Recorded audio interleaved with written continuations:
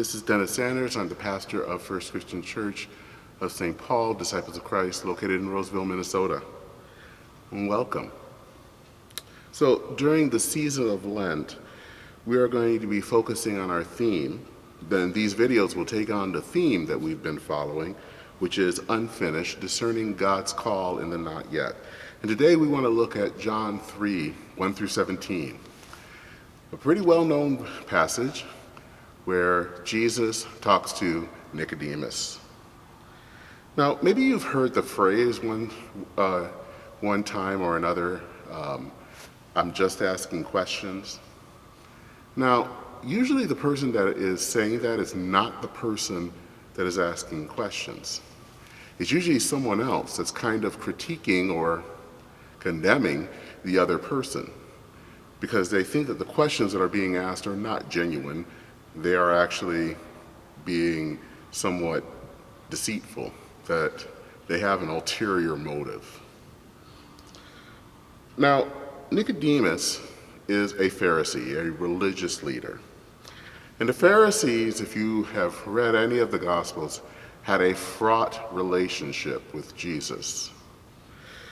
So you might think that Nicodemus is coming to Jesus to just ask questions.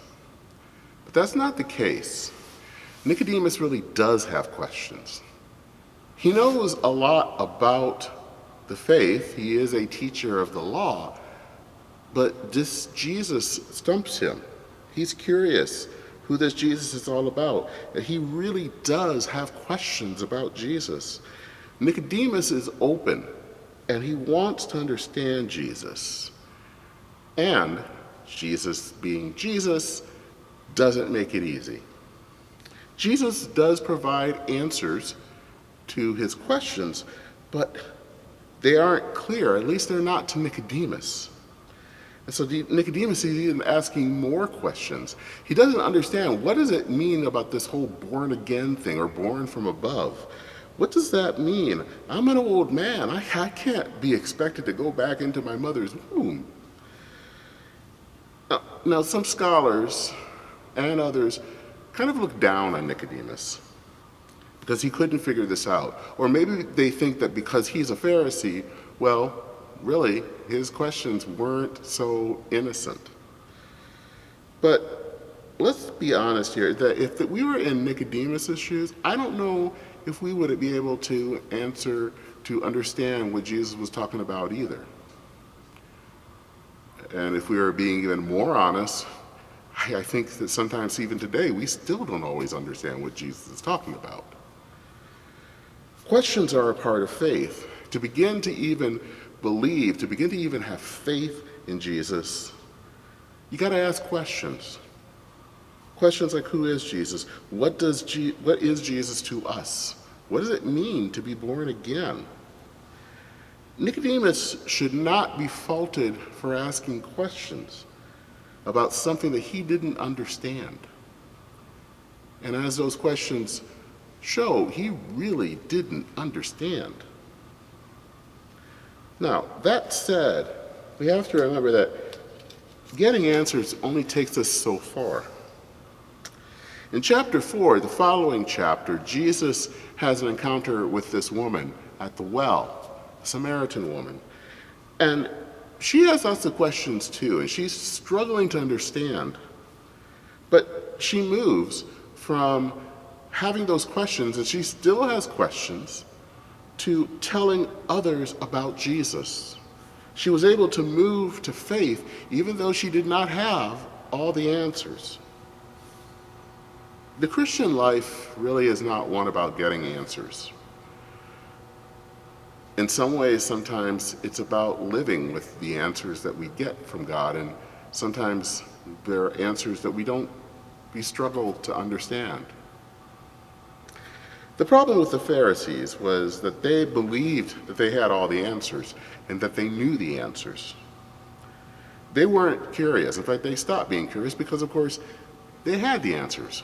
Why do they need to be curious? But Nicodemus was different because he was curious. He didn't understand something. He wasn't satisfied with the answers that he had. But he also didn't get an easy answer from Jesus. After a while, Jesus gives those answers, but they aren't always easily accessible. And after a while, we have to kind of deal with the answers, with what we have, and move from kind of a questioning stance to faith.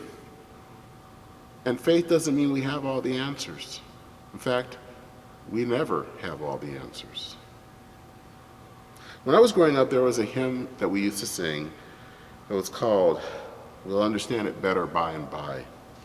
And the chorus goes somewhat like this: "By and by, when the morning comes, when all the saints of God are gathered home, we'll tell the story of how we've overcome, and we'll understand it better by and by." Now later in the book of John, we see Nicodemus again. He's defending Jesus. And even later, after Jesus is crucified and died, he works with another Pharisee, to offer a place for Jesus to be buried. I'm going to guess that he still had questions, and he probably still is wrestling with the answers that Jesus gave. But somehow, little by little, this man had become a follower of Jesus, had become a disciple. He didn't have all the answers, but he was able to move into faith and believe that there was something to this man. We all deal with our own questions, whether we have been Christians for many years or whether even we aren't Christians. And we have to ask those questions to God. And sometimes we struggle with how God answers. But I pray that we can be like Nicodemus, that we can be open to asking those questions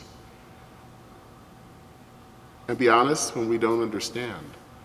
And maybe over time, we will understand it better by and by. Take care, church. Godspeed, and I'll see you soon.